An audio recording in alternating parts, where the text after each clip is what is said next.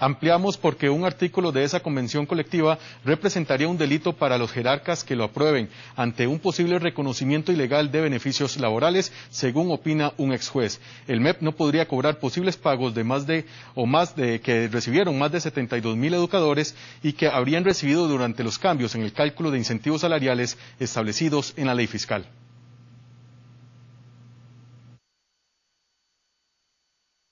El 4 de diciembre de 2018, la Gaceta publicó la Ley de Fortalecimiento de las Finanzas Públicas que establecía cambios en el cálculo de pluses salariales para el sector público. Esos incentivos pasarían de ser un porcentaje del salario base a un monto nominal fijo. Eso significaría que a muchos servidores estatales se les comenzaría a pagar un salario menor al que recibían antes de la ley. El Ministerio de Educación tardó varios meses en aplicar esos cambios en el sistema de planillas, pues no a todos los educadores se les cancelaban los mismos incentivos. Mientras eso se implementaba, a los 72.000 maestros y profesores se les depositaba el mismo salario. Eso habría ocurrido durante 8 meses, cuando ya comenzó a regularse el nuevo cálculo.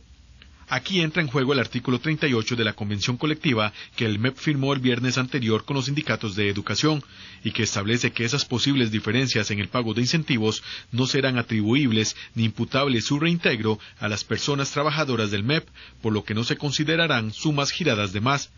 En el criterio de un abogado y ex juez penal, si ese artículo prospera y se aplica, los jerarcas que lo permitan podrían incurrir en un delito penal. Se estaría eventualmente incurriendo en el delito de autorización de beneficios indebidos en favor del trabajador, que sanciona la ley contra la corrupción y el enriquecimiento ilícito en el artículo 56.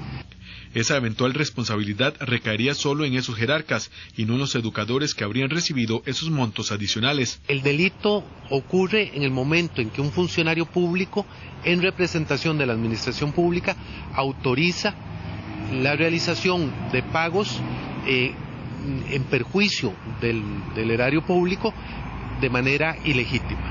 Para dos expertos laboralistas, el artículo podría quedar fuera de la convención en el camino que le falta recorrer para que entre a regir. A mí me parece que el Ministerio de Trabajo probablemente echará para atrás este artículo y ordenará que las partes busquen otra forma de regular esas diferencias, dado que se trata principalmente de fondos públicos. No necesariamente toda la convención vaya a ser nula, o sea, pueden haber nulidades parciales y este es un artículo que es posible que pudiera tener algún tipo de nulidad, sobre todo porque estamos hablando de fondos públicos justamente. Pero si aún así se diera visto bueno el artículo 38, su aplicación o no podría quedar al final en manos de la Sala Constitucional. La posibilidad de un control constitucional que hace la Sala Cuarta cuando una convención colectiva ya entra en plena vigencia. Aquí sería entonces la Sala Constitucional la que ante una eventual acción de inconstitucionalidad definirá si ese artículo se mantendría o no. Me atrevería a decir que es probable que en el examen que se realice o incluso si se planteara una inconstitucionalidad respecto a esta convención en particular, podría venirse abajo o declararse la nulidad de alguno de ellos.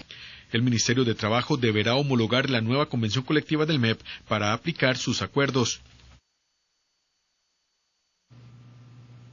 Y por su parte, un diputado también criticó ampliamente el artículo 38 en la convención colectiva que el gobierno firmó con los sindicatos de educación. Esto opina el socialcristiano Pedro Muñoz. Eso es lo que está haciendo esta convención colectiva. Está diciendo que lo pagado de más no está pagado de más. Eso no es posible. No es posible ni siquiera por parte de la Asamblea Legislativa a través de una ley, mucho menos es posible a través de una convención colectiva, mucho menos es posible a través de una convención colectiva que el propio presidente de la República sirvió como testigo de honor de un acto ilegal y por ende bochornoso. Por su parte, el MEP asegura que ese artículo no significa que dejará de cobrar pagos de más posterior a la nueva ley fiscal, si así lo determinan las instituciones con las que consultarán ese acuerdo. Además, los sindicatos de educación insisten en que a sus agremiados no se les debe trasladar la culpa por el retraso en la aplicación del cálculo de los nuevos salarios ya reducidos.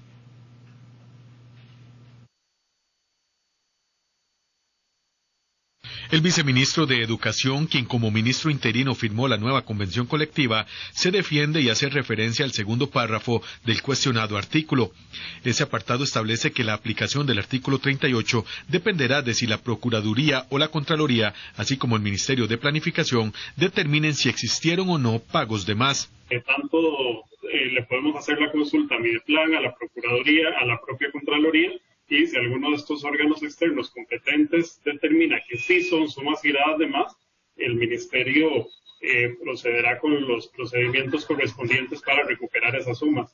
Si esas entidades así lo establecen, el MEP deberá analizar uno a uno el salario de los 72,000 educadores para calcular cuánto sería el monto a cobrar a cada uno y definir la cifra total. Si hay sumas giradas de más, entonces se debe programar un algoritmo que calcule cuánto le hubiera correspondido a cada uno de los funcionarios recibir en las fechas indicadas y cuánto en verdad se les pagó. Y la diferencia sería lo que el MEP tendría que recuperar, pero es una operación matemática que se debe hacer por cada uno de los funcionarios y por cada uno de los incentivos que haya recibido ese funcionario. Los sindicatos insisten en que el artículo busca proteger a los educadores, pues si el cálculo salarial se retrasó en la implementación de los sistemas, no fue por culpa de ellos.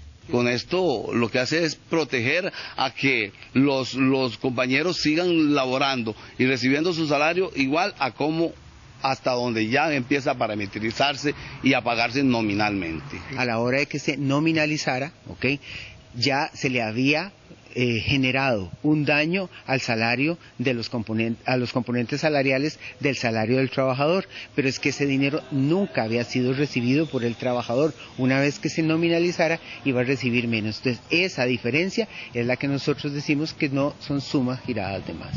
Los sindicalistas afirmaron que cualquier pago adicional antes o después de los cambios en el sistema de planilla no entra en ese acuerdo de la convención. Los salarios de más que se dan hoy, que se han dado hacia atrás y que puedan darse, los compañeros tienen que ir a hacer su arreglo para devolverlo. Eso está establecido. Garantizamos que cualquier otra diferencia, siempre hemos tenido la anuencia y la mejor voluntad de trabajar con el Departamento de Recursos Humanos para generar el pago que se tenga que generar. En el MEP también garantizaron que su Dirección de Recursos Humanos mantendrá el proceso de cobro de cualquier otra suma girada de más, por cualquier otro motivo, como se ejecuta en la actualidad.